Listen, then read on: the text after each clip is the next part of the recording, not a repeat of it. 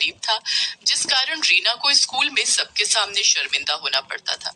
लेकिन रीना ने अपनी मेहनत और लगन से अपने परिवार की गरीबी को दूर कर दिया। रीना 5वीं क्लास की छात्रा थी। वो दौड़ी दौड़ी स्कूल की तरफ जा रही थी, लेकिन जब वो स्कूल पहुंची तो उसकी क्लास शुरू हो चुकी थी। वो जब अपनी क्लास में पहुंची तो मैडम ने उसे दरवाजे पर ही रोक दिया। रुक जाओ रीना, तुम आज भी लेट आई हो।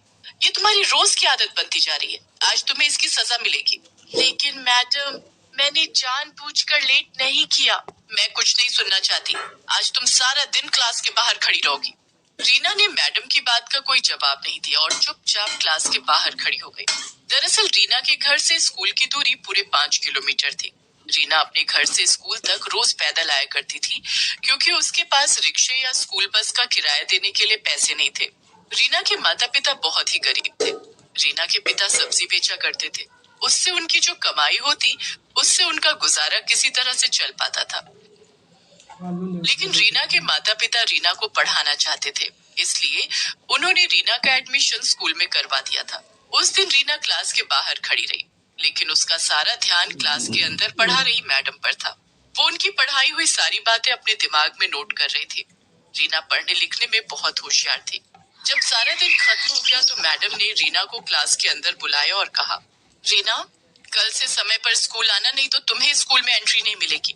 और ये क्या है, अभी तक तुमने नई स्कूल ड्रेस नहीं सिलवाई है। तुम्हारी शर्ट में कितने पैबंद लगे हुए हैं। मैडम, मैंने मम्मी पापा से कहा था, लेकिन अभी उनके पास पैसे नहीं है। जब पैसे होंगे तो वो मेरे लिए नई स्कूल ड्रेस ला देंगे। ठीक है, अब तुम घर जाओ। रीना के फटे हुए स्कूल ड्रेस को लेकर क्लास की लड़कियां उसका बहुत मजाक उड़ाती थी, लेकिन रीना किसी से कुछ नहीं कहती। रीना स्कूल से पैदल घर आ गई। घर आने के बाद उसने मैडम की पढ़ाई हुई सारी चीजें फिर से रिवीजन की। पढ़ाई से जो वक्त मिलता था, रीना उस समय में सब्जी बेचने में अपने माता पिता की मदद करती थी। वो सब्जी बेचते हुए भी अपनी पढ़ाई करती रहती थी। धीरे धीरे समय बीतता गया और रीना ने 5वीं क्लास की परीक्षा पास कर ली। वो अपनी क्लास में अव्वल आई थी। घर आकर रीना ने ये बात अपने माता पिता को बताई। रीना बेटिया, ये तो बहुत अच्छी बात है। तू खूब मन लगाकर पढ़ाई कर। देखना, एक दिन तू बहुत बड़ी अफसर बनेगी। लेकिन बाबा, इस बार मैं पुरानी किताबों से नहीं पढ़ूंगी। इस बार मुझे भी नई किताबें चाहिए। मेरी पुरानी किताबें देखकर मेरी सहेलियां मेरा मजाक उड़ाती हैं।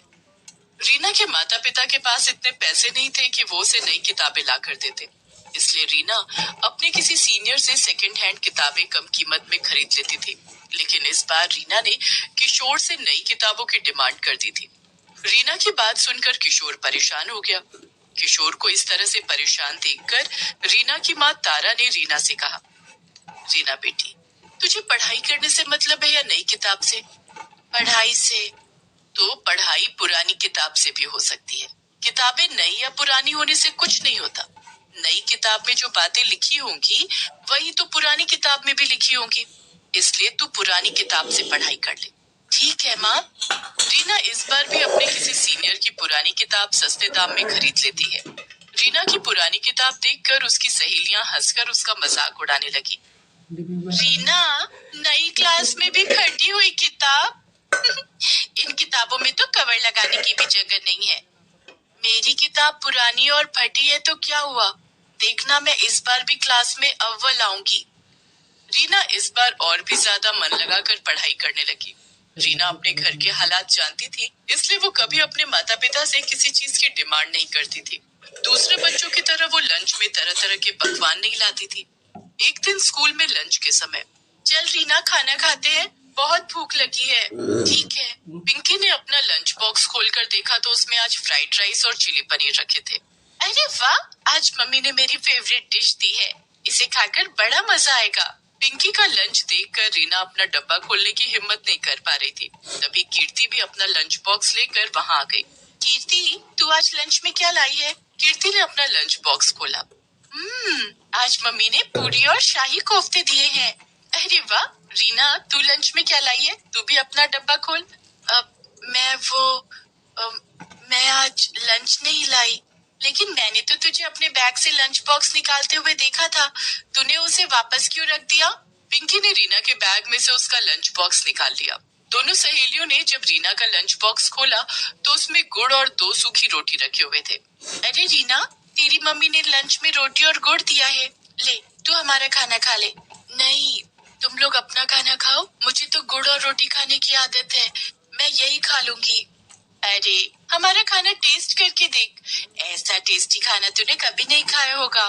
रीना को पिंकी की ये बात बहुत बुरी लगती है। उसकी आंखों से आंसू छलक आते हैं। वो चुपचाप अपना लंच बॉक्स लेकर क्लासरूम से बाहर आ जाती है और गैलरी में बैठकर खाना खा लेती है।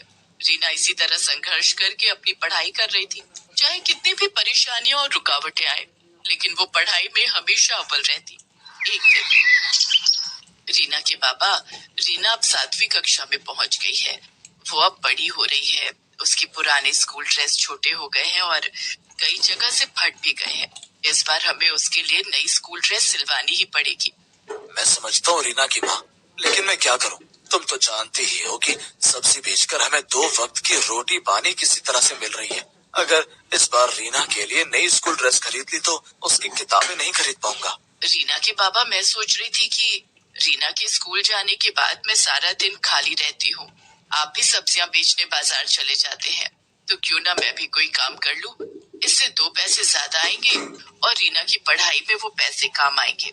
ठीक है रीना की माँ, ऐसा ही कर लो। कम से कम रीना के लिए नई स्कूल ड्रेस और नई किताबें तो आ जाएंगी। रीना अपने माता पिता की बातें सुन रही थी। वो मन ही मन सोचती है, माँ पिताजी, आप दोनों मेरी पढ़ाई के लिए जितनी मेहनत कर रहे हैं, मैं वादा करती हूँ कि मैं एक दिन आप दोनों को दुनिया की सारी खुशियाँ दूंगी। दूसरे दिन से तारा कुछ घरों में काम करने लगती है। वो दूसरों के घरों में झाड़ू पोछा और बर्तन धोने का काम करती है। तारा ने अपनी मालकिन से कुछ पैसे उधार लेकर रीना के लिए नई स्कूल ड्रेस और नई किताबें खरीदी। लेकिन ये बात रीना की सहेलियों को पता चल जाती है, क्योंकि रीना की माँ जहाँ काम करती थी वो कोई और नहीं, कीर्ति और पिंकी का ही घर था। एक दिन, अरे रीना, नई स्कूल ड्रेस और इस बार तो नई किताबें भी। हाँ, क्योंकि रीना की माँ अब जॉब करने लगी है, उन्होंने कल ही तो मेरी मम्मी से एडवांस लिया था, उन्हीं पैसों से रीना की नई स्कूल ड्रेस और नई किताबें आई हैं।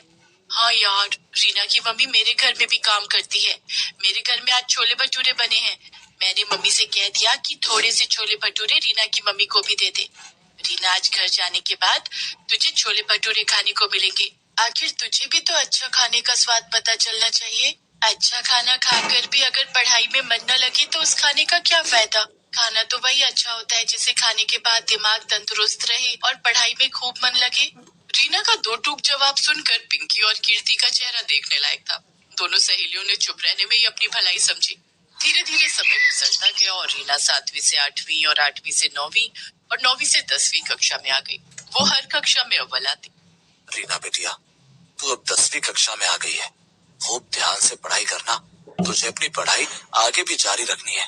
पिताजी, मैं खूब मेहनत करूंगी, आप देखना मैं पूरे स्कूल में टॉप करूंगी। रीना खूब मेहनत करने लगी। शाम को स्कूल से आने के बाद वो पढ़ाई में जुट जाती।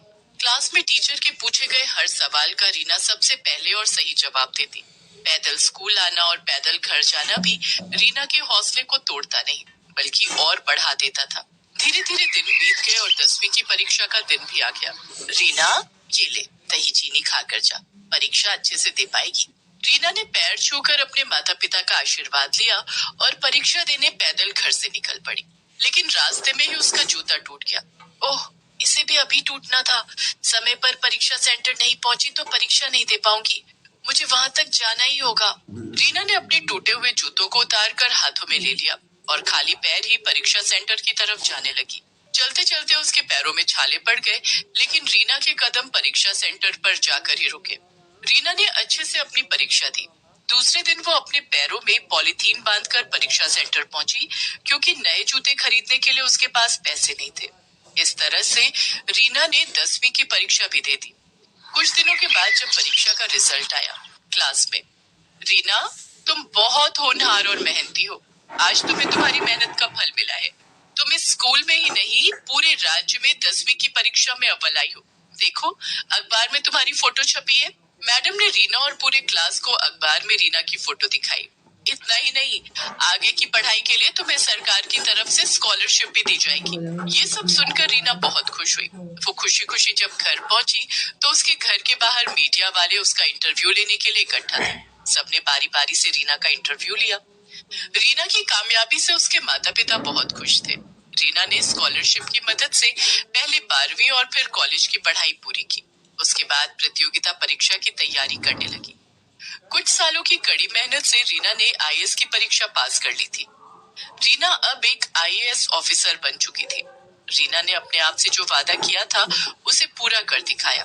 उसने अपने माता पिता के कदमों में दुनिया की सारी खुशियां लाकर रख दी।